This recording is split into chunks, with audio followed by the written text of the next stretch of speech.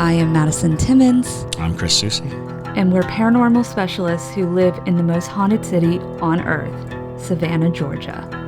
Every day is Halloween in our line of work, so join us as we spin true tales of haunts, murders, and disturbing Savannah history.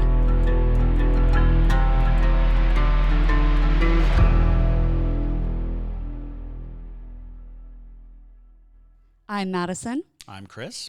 And welcome to the most haunted city on earth.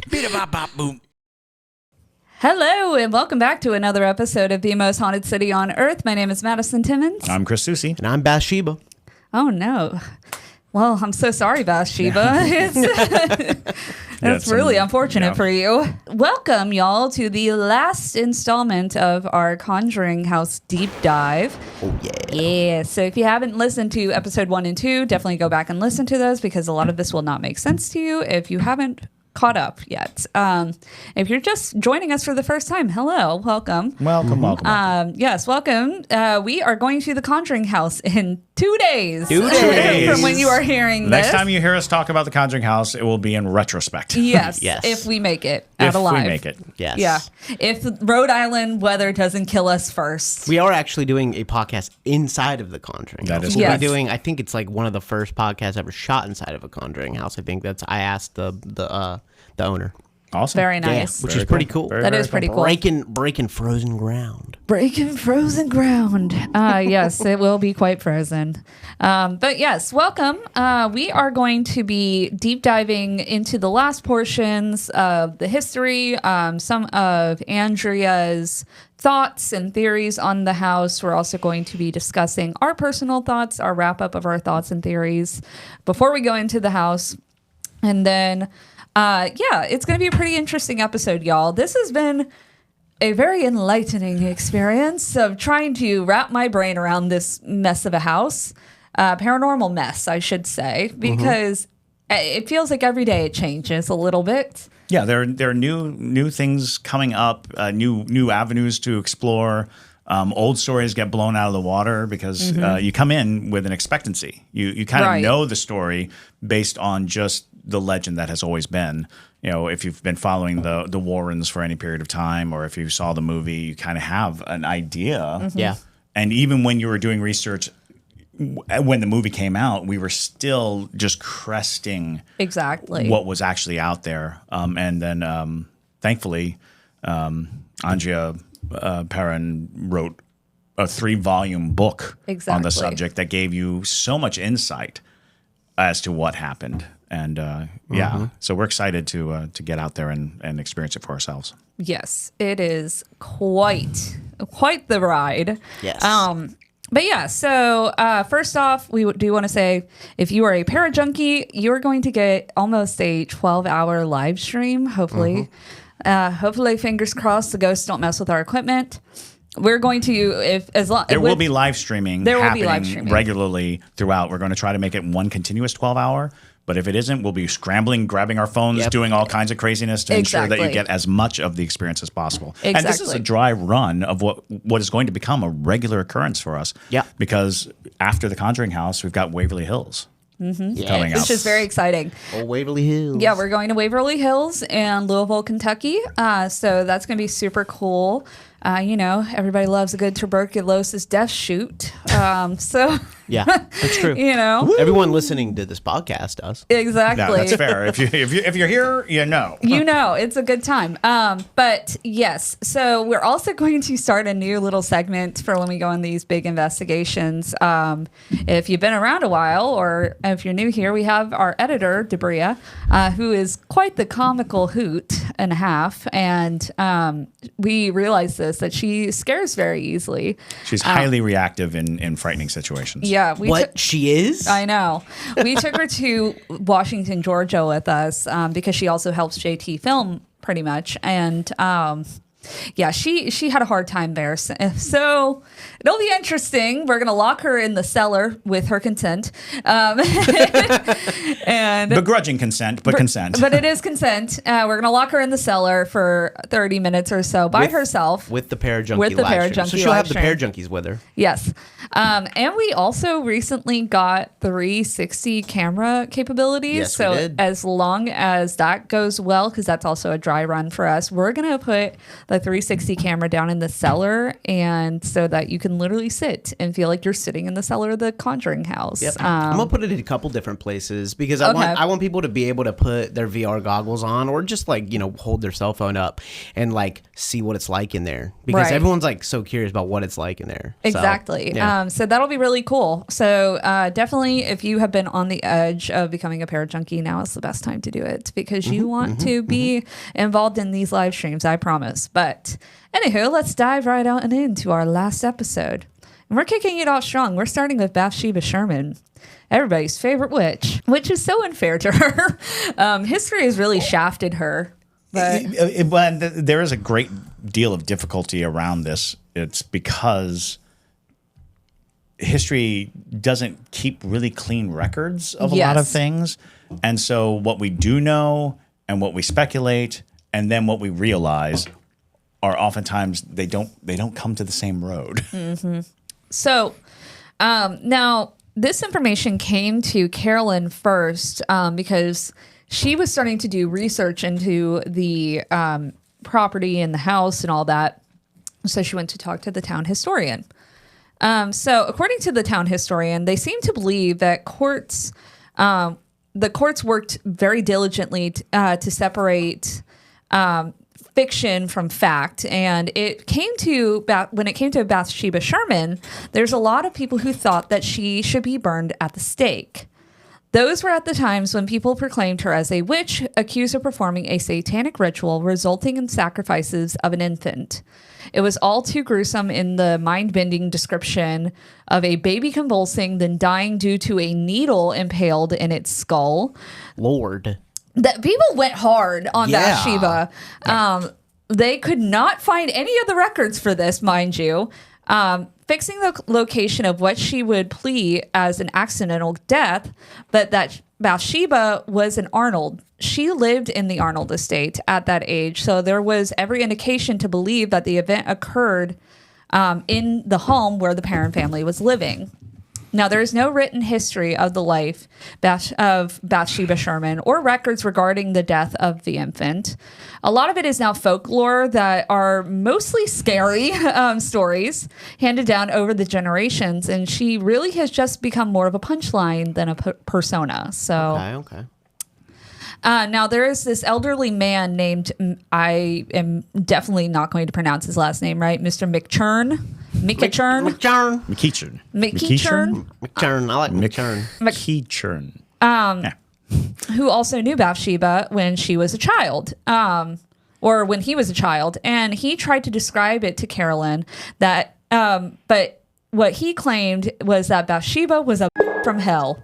Oh, my Lord. So Carolan then began to wonder if she was buried somewhere on the Arnold estate, perhaps under the unmarked bellstone out on her property near the old cellar hole. That is not the case. They did eventually find Bathsheba Sherman's grave, and it is not on the property. So, interesting point to note. But just because it's a family property doesn't mean that everybody in the family is buried on the property. Right. That does happen sometimes. People create family cemeteries, graveyards, I guess, but... Now, Lorraine Warren would be the one that really gave Bathsheba the notoriety, if you will, because when she first entered the home, she felt this demonic presence, but she also got the name Bathsheba, so she just put the two together. So she assumed that it was Bathsheba that was this very wicked and evil entity that was trying to harm the family.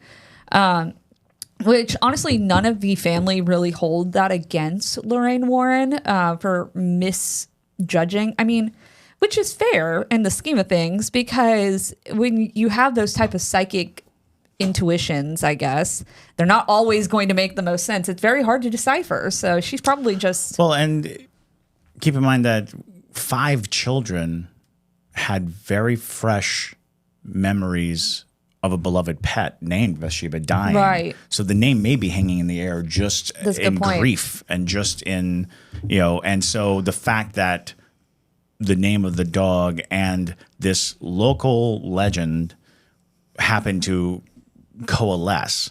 And in a lot of ways, I think Ed Warren went a little too hard on the Bathsheba's a witch thing. Right. Because he definitely, and you can hear it in interviews, he not only called out Bathsheba, but absolutely, definitively stated she killed children, gave them to the devil, did all of this stuff. And all of that ritualistic belief, it's like, what are you using as your source material? Right.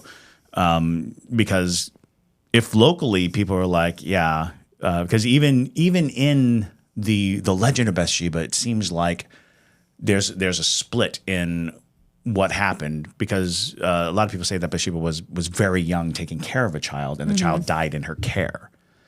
And that created this idea that, she murdered the child, but young children had low life expectancy. Yeah, infant mortality was a thing. Infant mortality was a real thing. So it's definitely one of those things. And I think I read somewhere that somebody believed that Bathsheba was actually a blood relative of one of the women who was executed at the Salem witch trial, creating all of these backwards linked things. But of course, that's just easy to do. Yeah. It's easy to speculate. It also doesn't help she has a name like Bathsheba. Bathsheba is such a dramatic name. It is. It is a dramatic name. It is. Well, and it sounds like something that would be in like the Bible thumping version of, the Bible. It sounds like an evil person's It is name. an Old Testament name, and it does conjure images of,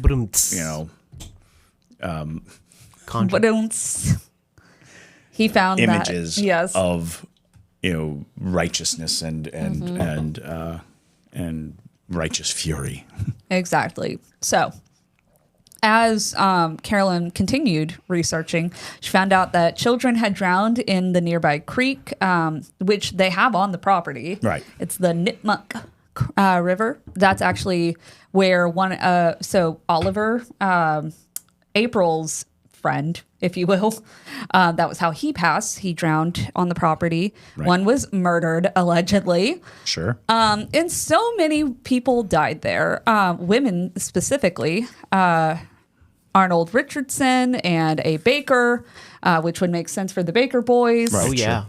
Only a few of the family names that were discovered to be associated with the property records indicated multiple deaths had occurred there, and relatively few of these were documented with complete details. Sure. Now, Mrs. Arnold, Mrs. John Arnold, y'all remember her? She hanged herself in the barn. Yep. Wow. Mrs. Arnold was in her 90s at the time, and she committed suicide. So that was also when they found out that Bathsheba lived to be an old woman as well, which kind of negated the whole story of like Bathsheba was a young woman when this incident happened. Because I think most people went along the lines that she was older when the baby was killed, which, adds to like the old witch kills babies and eats them. And well, yeah, because a lot of the stories seem to suggest that the death happened when she was young, and then she became a pariah. Right. Like everyone just, she's the baby killing witch for the rest of her life. Like, 60 plus years of being, treated or maligned or walk on the other side of the street from her kind of thing. And do you think a part of that has to do with the fact that she, I believe, was unmarried, which is very frowned upon? Don't know if that's correct either. Really? And I say that because she's a Sherman. Oh, that's a good point. And so I do believe she was married, and I do believe she had children, but I don't think any of them lived. However, again, infant mortality. Well, that's what I'm saying. Infant mortality being high, And again, it gets tricky because it's like, what are the sources that are coming through with this? Because the Sherman part of it is they didn't live on the Arnold property. They lived on the Sherman property, which is the next property over. So outside of the research stuff, it wasn't just the Perron family that was being affected by the entities of this house. If you came into their lives, oftentimes you were affected. Really? Yes. So the milder situation was with Kathy, Carolan's best friend. So Kathy had gone up to Nova Scotia for a while, and she fell in love with a man, and they were going to get married and all this. And so Kathy came back one September, and she was trying to just see Carolan. She knew Carolan wasn't doing well. She knew her and Roger were having issues, yada, yada, yada. And Kathy left because she couldn't stand the smell in the house. And she couldn't handle being in the house. When she was driving home that night, she looked in her back seat, and there was an entity with gnarled, sharp yellow teeth. Oh, broke neck lady. And Kathy got home and called Carolan, and Carolan yelled at the ghosts, being like, "You cost me my friendship." And this caused a major contention for Carolan. Wow. Because Carolan felt that Kathy was never going to come back over. And now she's even more isolated from even her best friend. Right. And then one of the girls, and I believe it was Nancy, made friends with another little girl named Lenora, who lived nearby. Very Edgar Allan Poe. It is. Yeah. So Lenora would come over and play with Nancy, and they were just thick as thieves, all of this. And one day, Lenora's family house caught on fire, and they all burned alive. Whoa! What? See, I was not going there. What? I was not traveling that path. If you remember from the last podcast, we discussed of fireballs coming off of one of the Caroline witnessed. Yeah, like the first time she saw the. Yeah, the dresser. She saw the the dresser. Yes, the dresser. It was a couple days before they first encountered the broke neck lady. Right. Wow. But yeah, a little girl and her whole family engulfed in perished flames after becoming friends with the Perron family. Well, sure, but I mean that's not that's not like immediate. That's horrible, but it's not immediately. My mind doesn't go to haunting. It's just hard weird. to say. It's just weird, though. It's interesting to know. If you're following the story of a friend shows up, and as she leaves, she sees this entity in the backseat of her car. A friend shows up, goes home, and her house catches on fire. Houses catch on fire. Tragedies happen. Yeah. That's true. But when you start looking at a wider web of connection, you're like, it doesn't bode well. Yeah, because you can't say definitively. Yeah, they also might not have blown a candle out. So. Well, exactly. Sure, but the point is that calamity. Calamity is it's more fun to think this stuff. You're right. Well, it's just that it's bizarre. It's bizarre. That absolutely. And it almost feels like, particularly the broke neck lady, who seems to have a lot of power. I mean, she's controlling people's dreams. She's attacking people. She's doing a lot of things. She'd be busting up chalkboards. She do be. Well, I don't think that was her. Oh, okay. But I think that was just another annoyed spirit, if you will. But it's just, the point is that it's compelling enough that it feels like whatever this entity is trying to isolate them even more by keeping people away from them. Yeah, that would make sense. That would make sense. It also goes to that concept of, it's easy for us to suggest, well, that's a normal thing to happen, but then you ask yourself, how many families do I know were entirely killed in a house fire in my life? Right. If I were to think of all the house fires that ever occurred around me, which are few actually when it comes down to it, how many of them resulted in the deaths of everyone in the house? I don't have that. Like 7. Yeah, in my life, I'm just kidding. I can't think of a single house fire that resulted in someone's death that I knew personally. Really?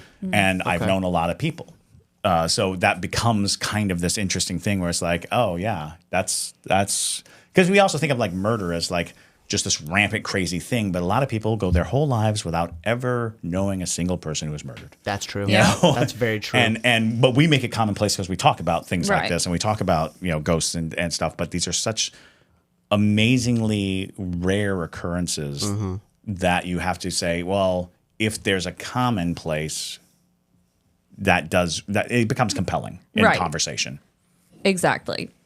Now, when it comes to the Warrens, everybody's favorite paranormal couple, interestingly enough, the parents never reached out to the Warrens. I know that they show in the film, they show Carolan coming to one of the Warrens' like speeches. Lectures, yeah. Yeah, exactly. And she comes up to them and is like begging them to come to her house. That doesn't happen. Somebody actually told them that they were having problems. And there's a ghost hunting group from Providence, and they were just basically following up on kind of the rumor mill of haunted places. So yeah, I want to say that it was like another, and I want to say it was like a group of college kids, who were like, we're ghost hunters, and they're like, oh no, this isn't good. Exactly. It was Keith Johnson who had contacted the Warrens, saying that the family needed help, and so the Warrens showed up on the night of Halloween in 1973. Sounds like the perfect night. Well, it's very dramatic. Yes. Yeah.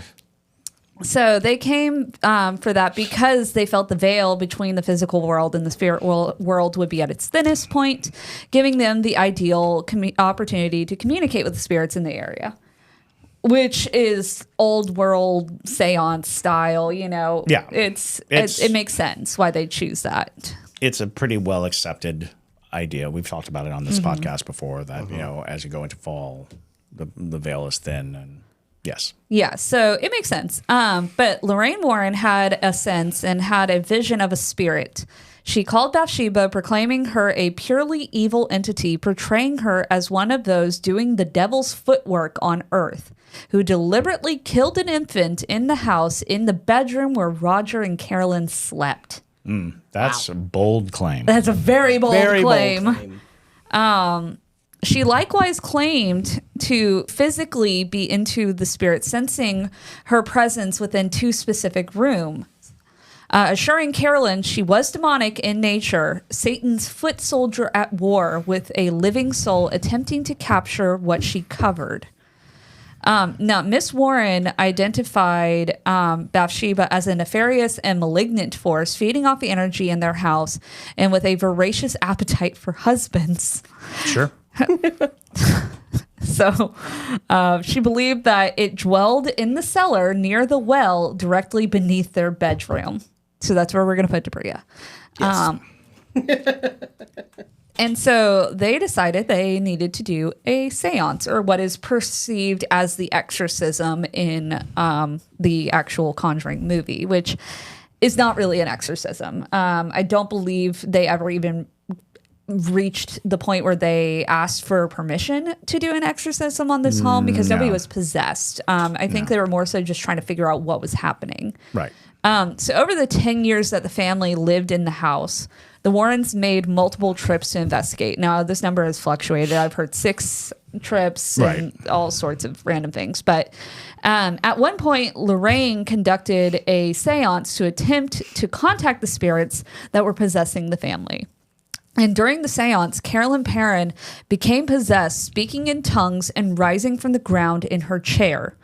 Andrea says, my mother began to speak a language not of this world in a voice not her own.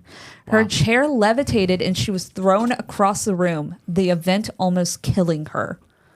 My mother's body was rolled into a ball. It was absolutely heart-stopping hearing her scream, watching her writhing in pain.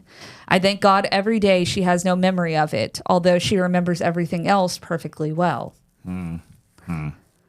My mother was knocked unconscious. The priest was quivering in the corner of the room, white as a sheet. It's got to be pretty bad if the priest is quivering in the corner. But everyone else who witnessed it, myself included, was dumbstruck by a horror show, stunned into silence. After the seance, Roger kicked the Warrens out, worried about his wife's mental stability. Famously, he punched Ed Warren in the face. Yes, which sounds on par. Out. Yeah. Sounds on par for Roger. Yeah. Well, and it's interesting to take because Roger's take on it was, they kind of barged into their lives. They did this without any true plan. Mm-hmm. The result of it was so, seemingly dangerous. And then Ed tried to body check Roger from going to his wife, like got in between his unconscious wife on the floor and was like, stay back. Exactly. It's like, that's not going to work. Right. And so Roger kicked them out. And according to Andrea, the family continued to live in the house due to financial instability because, as you know from the first episode, they were poor because of this house. Right. And so they weren't able to move until 1980. Now, it's important to note that the Warrens did come back to visit the Perron family one time after the Roger kicking them out, but it was mostly just to check in on them, right? And to make sure, and also to make sure that Carolan lived. Carolan was alive. But now moving into Andrea's opinions on Ed and Lorraine Warren. So Ed and Lorraine Warren walked into our house the night before Halloween in 1973. My mother and father had no idea who they were when they came to the kitchen door, but my mother let them in, and Mrs. Warren came into the kitchen and she walked over to the old black stove, put her hand on the corner, and then she just covered her eyes and she said, "I sense some malignant presence in this house. Her name is Bathsheba." 40 years after moving out of that house, I was with Lorraine Warren at a private screening of The Conjuring a few months before it was released. That day, she said to me that she was sorry because she and Ed were in over their heads the moment they crossed the threshold of that house. They just didn't know it yet. Wow. But I will go to, Andrea says, I will go to my own grave believing that they did everything in their power to help us. They just didn't know how. In fact, it was on Ed's deathbed that he begged his wife to tell our story in whatever way she could because he described their investigation of the farmhouse as the most intense, most compelling, most disturbing, and most significant of all the investigations they ever conducted over the more than 40 years as paranormal researchers. Now, Andrea's thoughts on Bathsheba, because she has very strong opinions about Bathsheba. Now, she doesn't believe that Bathsheba was the demon. I think we're all in agreement on that. But Bathsheba Sherman had a bad reputation for being very mean-spirited, no pun intended. But she did not live there. She was born of the Thayer family and married Judson Charman about 1.5 miles away. But there were only a few homesteads, so naturally all the neighbors knew each other. Apparently a baby died in her care, and there was an inquest regarding the death of the infant that said that a needle had been found impaled at the base of the skull. I mean, that's pretty... That baby had been pithed. Mm-hmm. It's pretty damning evidence, Bathsheba, but that could have been a terrible accident. Sure. We don't really know, and I don't think that you should accuse someone of murder unless you've got some real evidence to back up that claim. She lived with that terrible dark cloud over her whole life, and I cannot absolve her of guilt. I don't know what the circumstances were, but I can be her great defender, and I have been. Unfortunately, when Miss Warren decided that she felt a dark presence in the house and said it was Bathsheba, then everything that happened in the house got blamed on Bathsheba. And that's just not the case at all. I just don't believe that, and I've had spirit connection with Bathsheba, even at her own gravestone, which is compelling in itself. Right, yeah. Yes. I've heard disembodied voices. She comes through the spirit box to talk to me. She's a part of my consciousness and a part of my life, and I defend her at every turn. Because she, unless somebody can prove to me that she was a practitioner of witchcraft. I've been talking a lot, y'all. Anyways, which I just don't believe because she wouldn't be buried in hollowed ground with the rest of her family if there was any evidence of that. It's true. And what she was accused of in life, had she lived 100 years earlier, could have gotten her killed up the road in Salem. That's a dangerous word to throw around. Even today, in some parts of the world, women are slaughtered because somebody said they're a witch. I'm not saying that she, Bathsheba, was the most pleasant woman in life or the most pleasant spirit in the afterlife, but in some ways she lived a tortured existence. She lost 3 of her 4 children before the age of 4. had this prejudice against her for years, and I can't even imagine the hardships of living in New England back at that time.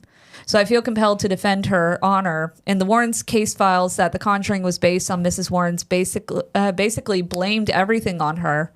But the real story is richer and deeper and more convoluted. They can't squeeze 10 years into a 2-hour film, Andrea says. So I think that's a very interesting point of view on Bathsheba. And I think that encapsulates the substance that it's definitely not Bathsheba. Mm-hmm. And though she might have been a bitch from hell, she didn't, she didn't try to torment but she had no family. Reason. Exactly. Yeah. I mean, even in your dark considerings of what's happening, the motivations don't match the actions. Exactly. Mm-hmm. That does not forgive the concept of the name falling into place. There's a lot of things that go on, and something that a lot of people don't realize is that. And I guess many people do realize this. One of the first goals of like an exorcism is to learn the name of the demon inhabiting. Exactly. Once you know the name. So no demon is like, I'm here, I'm Bathsheba. That's not happening. Sure. But a demon could pull a name out of thin air and say, call me this.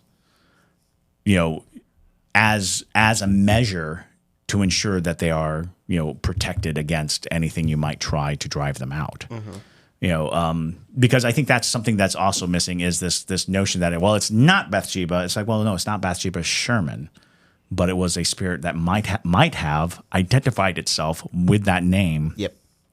For the sole purpose of protecting itself from exorcism. Yep. Which gives you how diabolical this spirit might be, because it chose a name that was maligned in the region, that had a bad reputation, that you could believe was it. It knows what it's doing. Right, exactly. So, it could have been, Mrs. John Arnold, who knows the story of Bathsheba, because Bathsheba was much maligned in that lifetime. Mm-hmm. And so it makes sense that Bathsheba might be a spiritual nom de plume for a dark entity who doesn't want to be identified for fear of being driven out. Yep. So, as crazy as it would sound, do you think that this could have been an entity that was controlling every aspect in a very curated and specific way because they knew that a certain outcome was going to happen? So in the way of immediately planting the seed into the brain of Bathsheba being the dog, causing chaos around them in their neighborhood, forcing them out to this house. Absolutely. Where Bathsheba was the name of this person that lived there, knowing that Lorraine Warren would eventually come.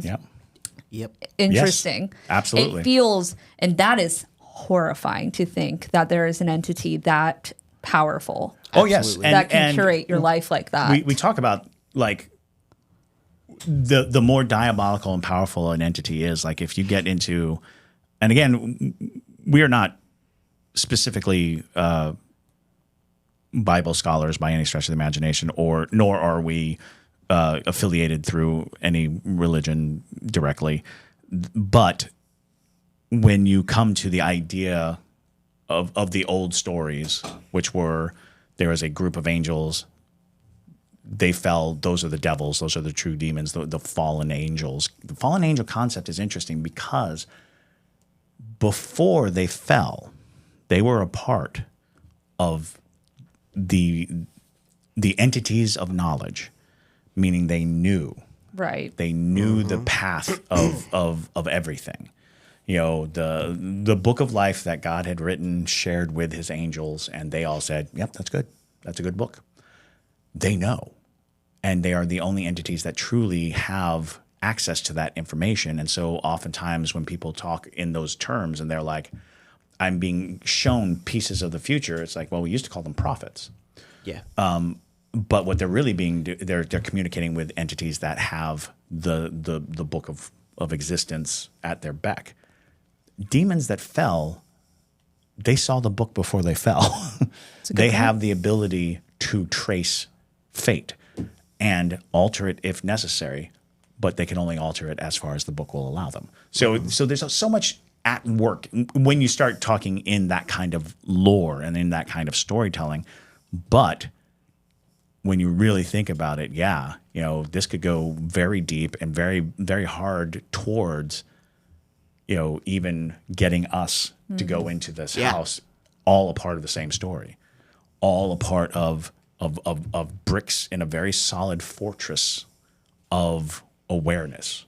And so it's both frightening but kind of awe-inspiring too. Exactly. So Andrea also has some opinions on the other spirits in the house. Mind you, I know it's a lot of Andrea's opinions in this deep dive, but Andrea seems to be the spokesperson for the Perron family. She pretty much does every single interview.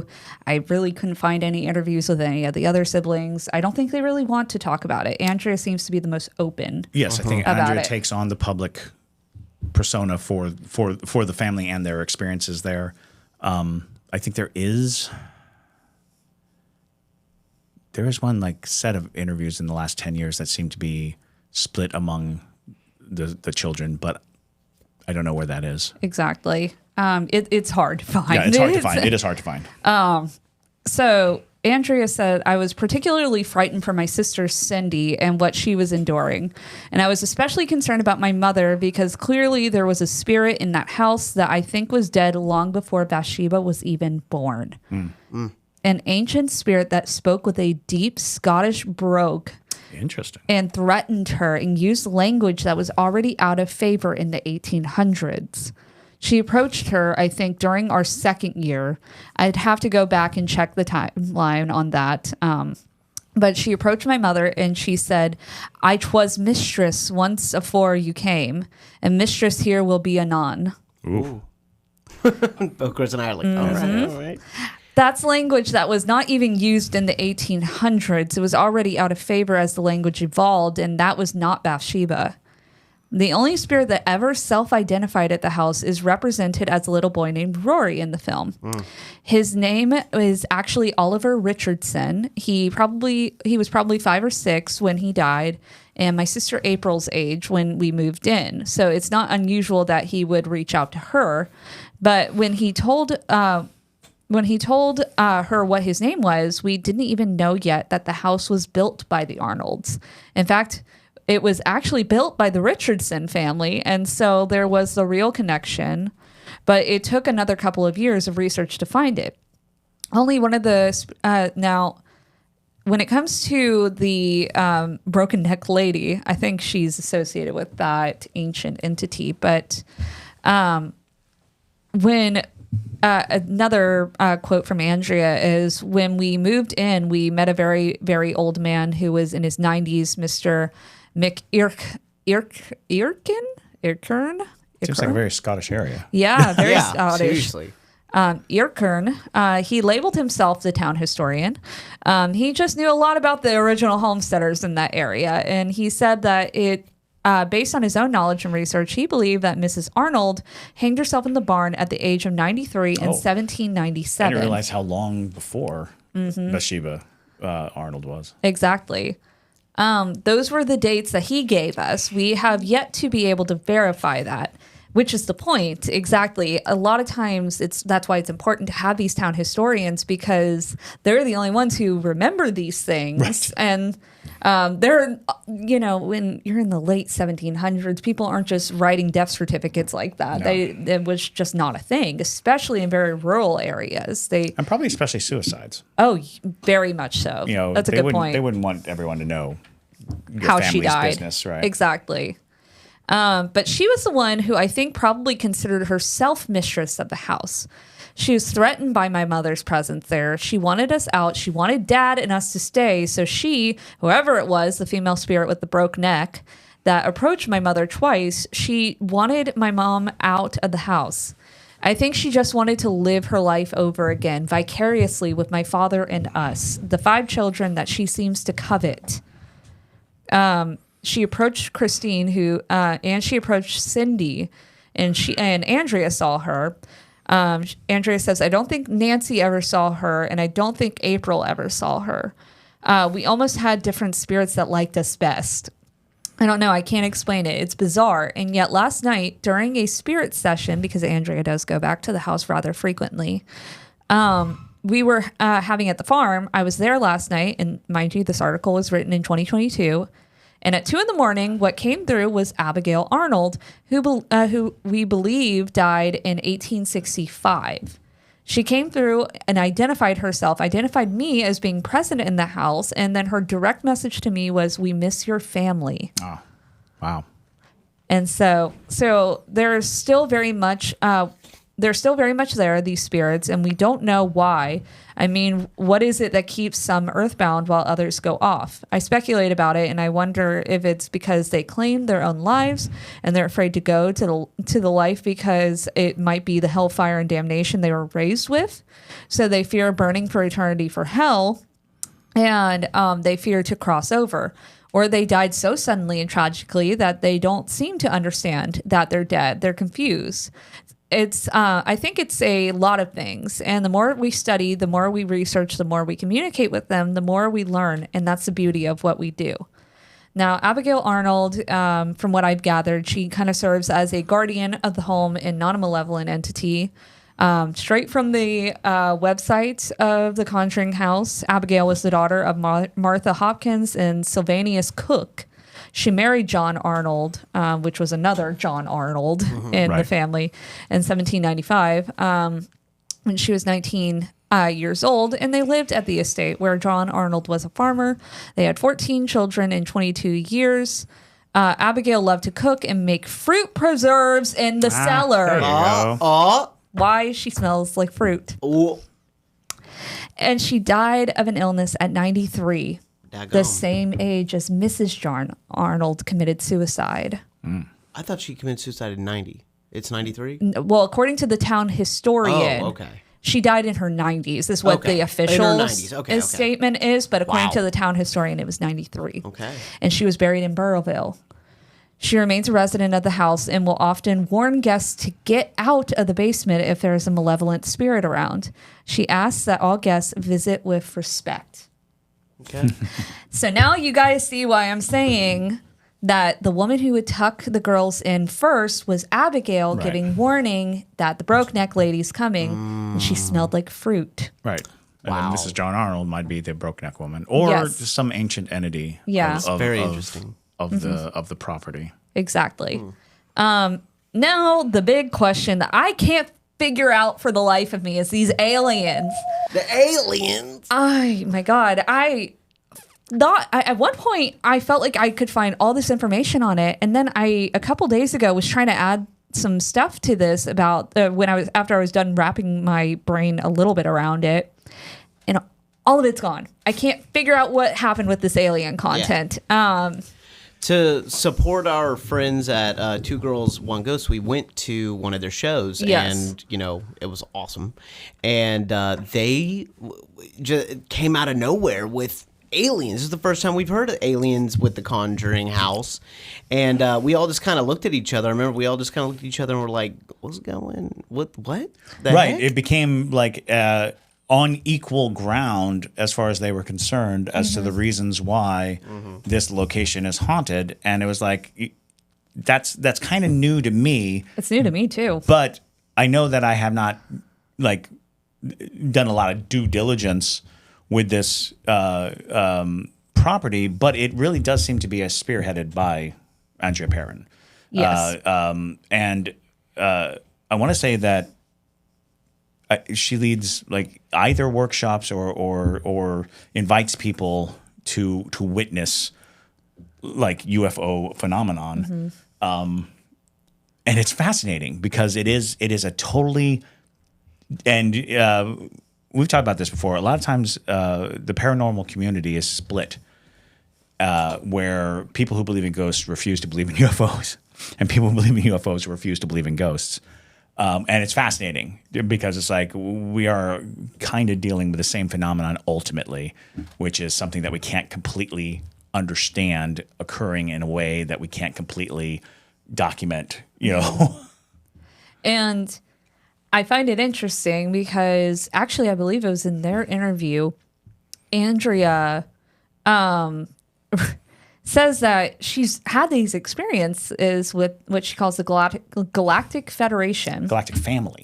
Oh, that's it. Yes. Galactic Family. The Galactic Family, since she was a child living in the house, and that she would sing a specific song to the sky, and these formations would come, and that's how she would call upon them, which is, I've never heard that before. That's calling upon aliens in general, I've never heard of that. Right, exactly. And then also that they would come to her window.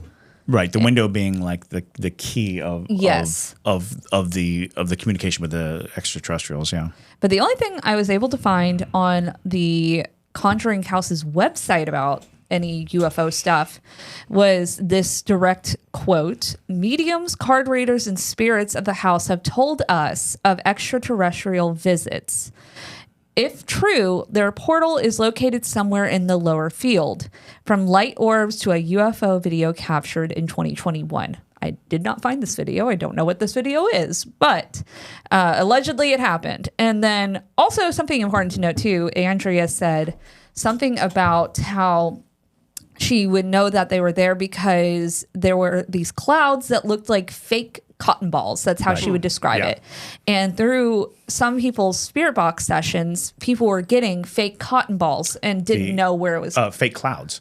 Fake clouds. That came in through the Two Girls, One Ghost. They were using the Frank's box, which is Frank's box was originally designed for communicating with extraterrestrials, but we've turned it into the spirit box. You know, it's using the same principle as the spirit box, but its original intent was to speak to extraterrestrials. And so having it talk about, fake clouds, look to the sky, things of that nature. It's compelling. I don't know how I feel about the alien theory. It's just so new to me, and I haven't heard enough about these alien experiences or any sort of even the description of the broken neck woman's face being like a hornet's nest with dark eyes with just little slit nose, that kind of sounds like a gray. You know, it sounds like, you know, one of those things, you know, stick hand, stick figure, you know, bodies. You know, so there's a lot to wonder about in that regard. And it also suggests, are we dealing with two separate types of events? You know, is one informing the other, or is it the fact that the land is so very potent with some kind of paranormal supernatural energy that both spirits and extraterrestrials are drawn there? Like that's how powerful a portal you have on that property. The property itself is sitting there as this vast portal of unknowable energy, and so now you have demons and ghosts and aliens all coming because there is a draw there, a magnetic pull. Now, I'm in agreement on that. I think this is just it's just one of those places on Earth, and this is not the only one on Earth that's like this, you know, where it just attracts everything. There's so many theories of, you know, how do aliens pick certain spots of why they're active there.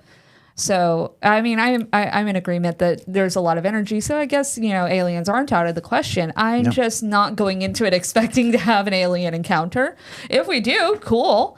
But I'm more so expecting paranormal type activity. And I'm also expecting, if we do encounter things, that it's not necessarily going to be just this list of entities that we are discussing now.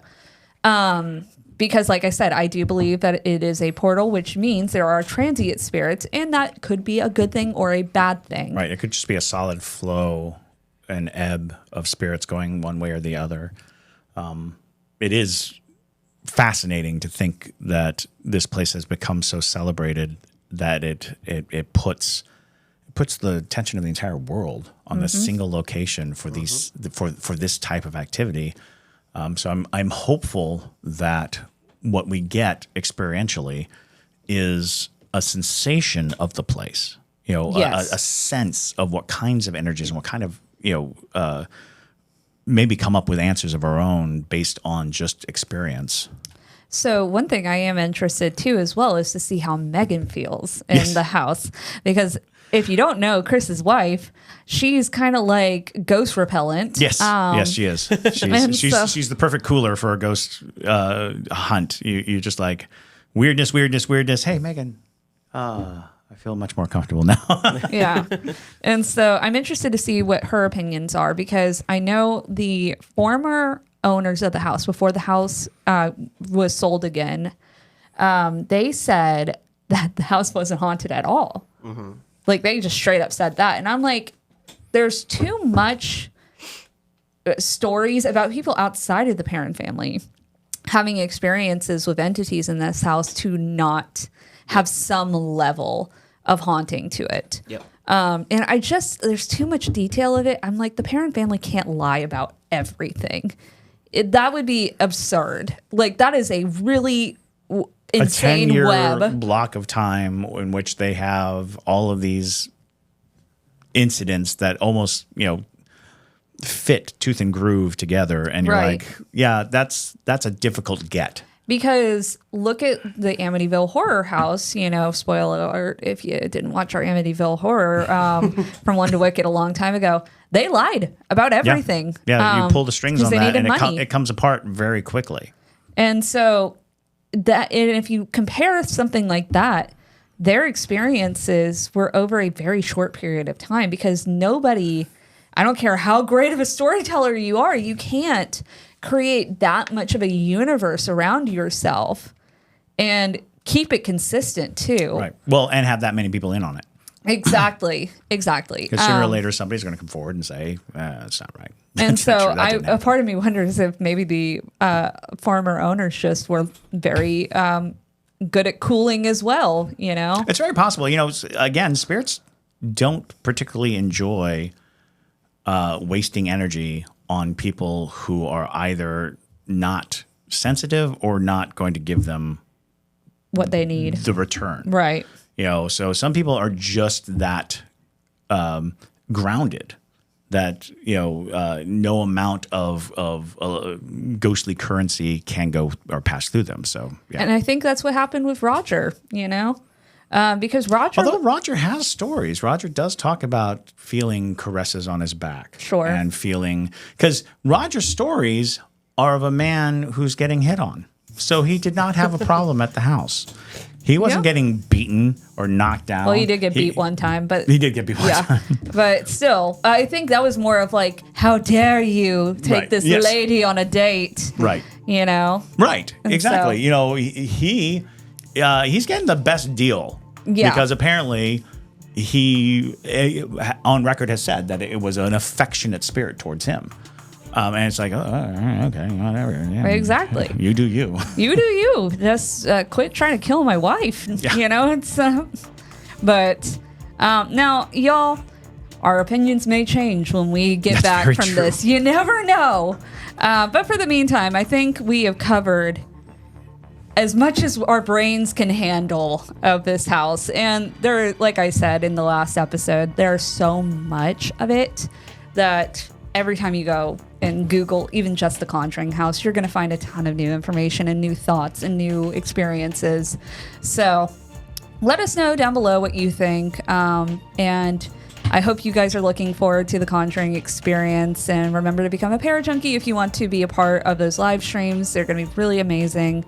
And obviously, it's going to be really fun to have the Ghost Brothers as well with us. So definitely make sure to subscribe to Dalen's channel as well, because I know he's going to be putting some content on his. So it's Dalen Spratt for that. But alrighty, y'all, let's wrap things up. So my name is Madison Timmons. I'm Chris Susi. And stay spooky, y'all.